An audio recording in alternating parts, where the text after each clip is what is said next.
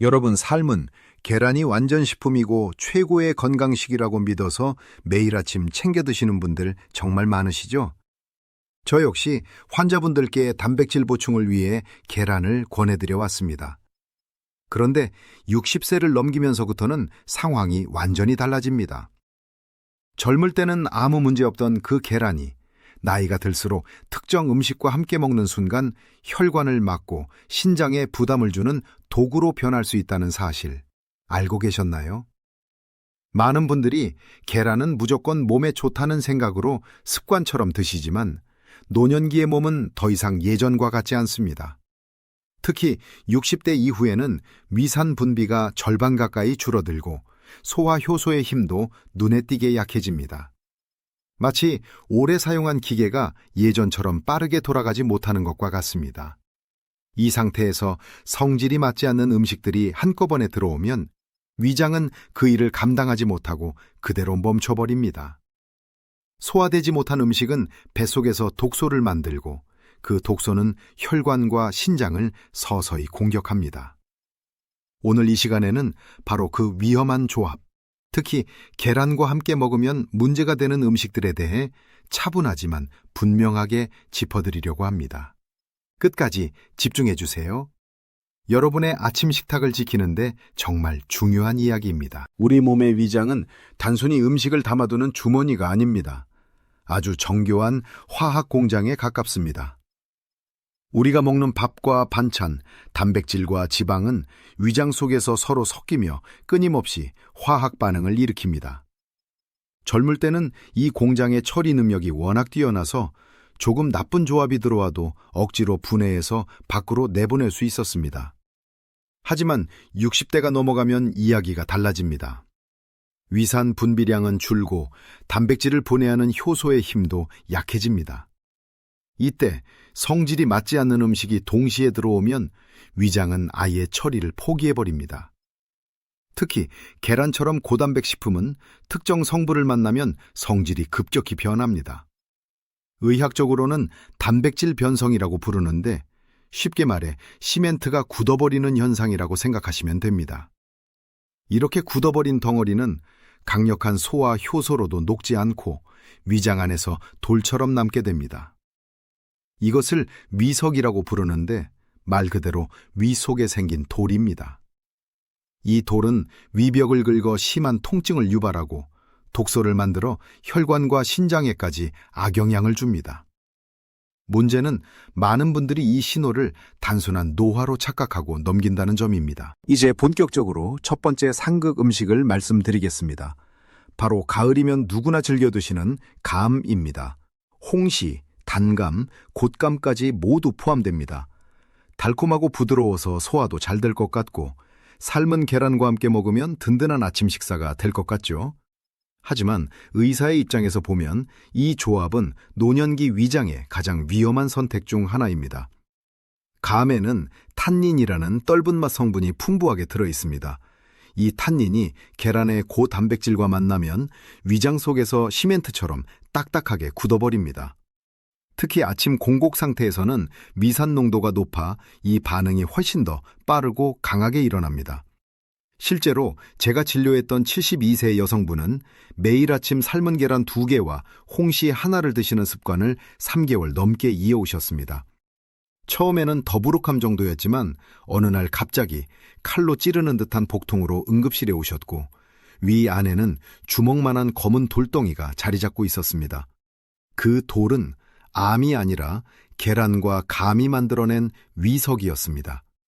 감을 드시고 싶다면 계란을 드신 뒤 최소 2-3시간은 꼭 띄우셔야 합니다. 두 번째로 조심하셔야 할 상극 음식은 많은 분들이 건강을 위해 선택하는 두유입니다. 검은콩 두유나 무가당 두유를 계란과 함께 드시는 분들 정말 많으시죠? 단백질과 단백질을 함께 먹으니 더 좋을 것 같다는 생각 충분히 이해합니다. 하지만 결과는 정반대입니다. 콩에는 트립신 억제제라는 성분이 들어있는데 이 물질은 우리 몸에서 단백질을 분해하는 효소의 활동을 방해합니다. 계란 하나만 먹을 때는 큰 문제가 되지 않지만 계란과 두유가 동시에 들어오면 위장은 과부하 상태에 빠집니다. 일할 효소는 부족한데 처리해야 할 단백질은 2배로 늘어나는 셈이죠. 결국 단백질은 흡수되지 못하고 대부분 배출됩니다. 제가 만났던 65세 남성 환자분은 당뇨 관리를 위해 아침마다 계란과 두유만 드셨는데 몇 달 뒤 오히려 근육량이 줄고 기력이 떨어졌습니다. 두유는 나쁜 음식이 아닙니다. 다만 계란과는 시간을 나눠 드셔야 합니다. 계란은 아침에, 두유는 오후 간식으로 옮기시는 것이 가장 안전합니다. 세 번째이자 가장 많은 분들이 무심코 반복하고 있는 위험한 조합이 있습니다. 바로 계란을 드신 직후에 마시는 녹차, 커피, 홍차입니다. 식후에 따뜻한 차 한 잔은 몸에 좋다는 인식이 너무나 강해서 의심조차 하지 않으시죠. 하지만 계란과 함께라면 이야기가 달라집니다. 녹차와 커피에는 탄닌이라는 성분이 들어있는데 이 성분은 계란 노른자의 풍부한 철분과 결합해버립니다. 이렇게 결합된 철분은 우리 몸이 전혀 흡수하지 못하고 그대로 배출됩니다. 연구에 따르면 차와 함께 섭취할 경우 철분 흡수율이 77-80% 이상 떨어질 수 있습니다. 여기에 카페인은 칼슘을 소변으로 배출시키는 작용까지 합니다.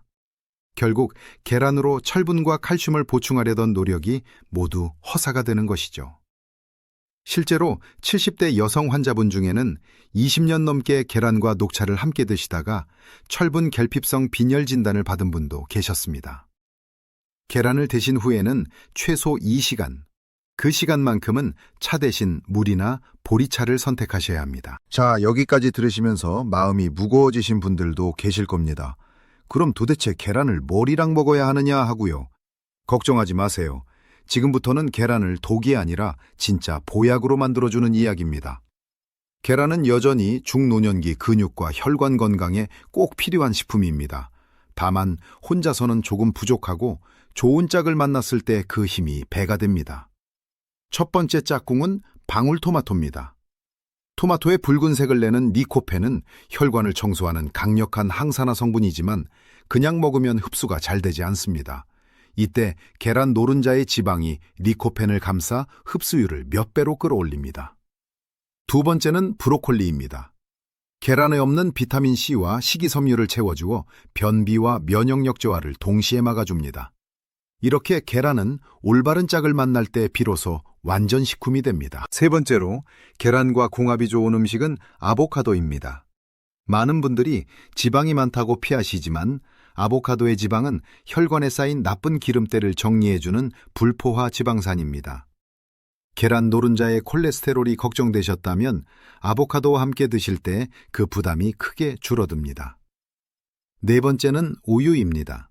앞서 두유는 조심하라고 말씀드렸지만 우유는 전혀 다릅니다. 계란 단백질에는 메티오닌이 풍부하고 우유에는 라이신이 많아 서로 부족한 아미노산을 완벽하게 보완해줍니다. 그래서 근육을 만드는 효율이 눈에 띄게 높아집니다. 마지막 다섯 번째는 통곡물입니다. 통밀빵이나 현미밥 같은 복합 탄수화물은 아침에 필요한 에너지를 천천히 공급해주고 계란 단백질과 함께 섭취했을 때 혈당 변동도 안정적으로 잡아줍니다. 이 5가지와 함께라면 계란은 혈관과 근육을 동시에 살리는 든든한 동반자가 됩니다. 이제 마지막으로 꼭 짚고 넘어가야 할 것이 계란을 어떻게 먹느냐입니다. 많은 어르신들이 푹 삶은 완숙 계란을 좋아하시지만 15분 이상 오래 삶으면 노른자 겉면이 푸르스름하게 변하는 것을 보셨을 겁니다. 이것은 황성분과 철분이 반응해 만들어진 황화철로 단백질이 과도하게 응고되어 소화에 큰 부담을 줍니다. 반대로 날계란은 흰자에 들어있는 아비딘이라는 성분이 비타민 흡수를 방해해 오히려 탈모와 영양결핍을 부를 수 있습니다. 중노년기 위장의 가장 이상적인 정답은 반숙입니다. 흰자는 완전히 익히고 노른자는 젤리처럼 촉촉한 상태. 이때 단백질 소화 속도는 빨라지고 레시틴 같은 혈관 보호 성분은 그대로 살아있습니다. 가장 좋은 방법은 끓는 물에 정확히 7분 삶은 뒤 바로 찬물에 식히는 것입니다. 계란을 드신 뒤에는 30분 정도 가볍게 걷고 물을 충분히 마셔주세요. 이 습관이 근육과 신장을 동시에 지켜줍니다. 이제 긴 이야기를 마무리할 시간입니다. 제가 병원에서 수많은 어르신들을 만나며 느낀 가장 안타까운 순간은 병이 생겨서가 아니라 몰라서 몸을 망가뜨렸다는 사실을 알게 되실 때입니다. 평생 성실하게 살아오신 분들이 잘못된 식습관 하나 때문에 수술대에 누워 후회하시는 모습을 볼 때마다 의사로서 마음이 무너집니다. 반대로 사소한 습관을 오랫동안 지켜온 분들은 나이가 들어서도 두 다리로 걷고 여행을 다니며 인생을 즐기십니다. 건강한 노년은 운이 아니라 매일의 선택이 쌓여 만들어지는 결과입니다. 비싼 보약보다 중요한 것은 계란 하나를 올바르게 먹는 방법입니다. 계란을 피해야 할 음식과 구분하고 좋은 짝꿍과 함께 7분 반숙으로 드시고 물을 충분히 마시며 조금만 걸어보세요. 이 작은 실천이 자식들에게 짐이 되지 않는 가장 큰 사랑이 됩니다. 여러분이 웃으며 식탁에 앉아 있는 모습, 그것이 가족에게 남길 수 있는 최고의 선물입니다. 오늘 이 이야기가 여러분의 남은 삶을 지키는 작은 불씨가 되기를 진심으로 바랍니다.